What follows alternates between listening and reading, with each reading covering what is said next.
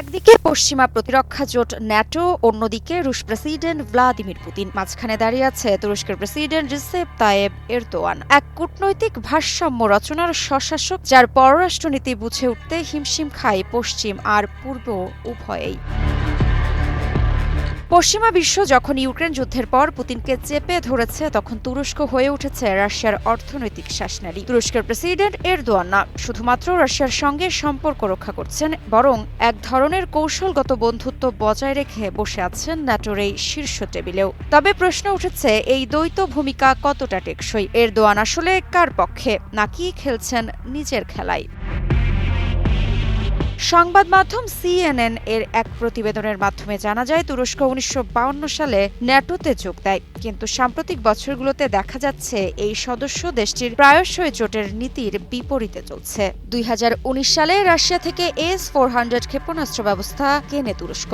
যুক্তরাষ্ট্র এতে ক্ষিপ্ত হয়ে তুরস্ককে F-35 ফাইটার জেট প্রোগ্রাম থেকে বাদ দেয়। এরদোয়ান সেই ধাক্কাতেও চলেন না, বরং তারপর থেকে রাশিয়ার সঙ্গে বাণিজ্যিক, সামরিক ও কূটনৈতিক সম্পর্ক আরও ঘনিষ্ঠ হয়েছে। ২০২২ সালে ইউক্রেনের মস্কোর পূর্ণমাত্রায় আগ্রাসন শুরুর পর থেকে ন্যাটোর সদস্য তুরস্ক কৃষ্ণ সাগরে তার দুই প্রতিবেশী রাশিয়া ও ইউক্রেনের মধ্যে সম্পর্কের ভারসাম্য বজায় রাখার চেষ্টা করেছে। তুরস্ক কিয়েভ ও মস্কোর মধ্যে শান্তি চুক্তিতে মধ্যস্থতা করতে চাইছে। গত বছর ইউক্রেনের প্রেসিডেন্ট জেলেনস্কির সঙ্গে দেখা করে এরদোয়ান বলেছিলেন, ইউক্রেন নিঃসন্দেহে ন্যাটোর সদস্য পদ পাওয়ার যোগ্য।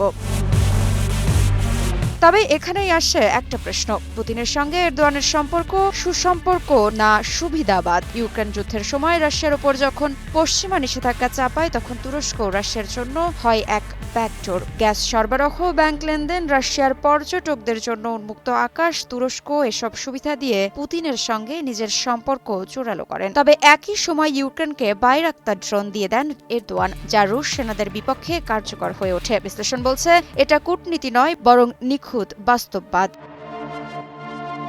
তবে এরদোয়ান চান তুরস্ক আবার সেই অটোম্যান গৌরবের পথে ফিরুক, যেখানে পশ্চিমা প্রাচ্য, রাশিয়া সবাইকে ছায়া ফেলে রাখে এককভাবে তুর্কি নেতৃত্ব। এজন্যই তিনি কখনো রাশিয়ার দিকে হাত বাড়ান, কখনো পশ্চিমের, কিন্তু কারো হাত পুরোপুরি ধরেন না। তার স্বপ্ন, তুরস্ক হবে একটি বৌদ্ধ শক্তি, যা কারো প্রভাবে চলবে না, বরং নিজের কূটনীতি নিজেই নির্ধারণ করবে। টানা সপ্তমবারের মতো বেস্ট টিস্যু পেপার ব্র্যান্ড হিসেবে স্বীকৃতি পেয়েছে বসুন্ধরা টিস্যু। বিশ্ব রাজনীতিতে এরদোয়ান এখন এক ব্যতিক্রমী চরিত্র। ন্যাটোর সদস্য হয়েও জোটের সিদ্ধান্তে বারবার আপত্তি তোলা, রাশিয়ার বন্ধু হয়েও ইউক্রেনকে সমর্থন দেওয়া, মধ্যপ্রাচ্যে ইসলামী নেতৃত্বের দাবি করেও দীর্ঘ সময় ইসরায়েলের সঙ্গে সুসম্পর্ক বজায় রাখা, সবকিছু মিলে তিনি আজ এক সুবিধাবাদী নেতা। তবে সারসংক্ষেপে বলাই যায়, এরদোয়ান কারো খেলোয়াড় নন, তিনি নিজেই খেলোয়াড়, এবং এই খেলায় তিনি একমাত্র জয়ী হতে চান। মৃত্তিকা সিনহা বিশ্বাস, নিউজ 24।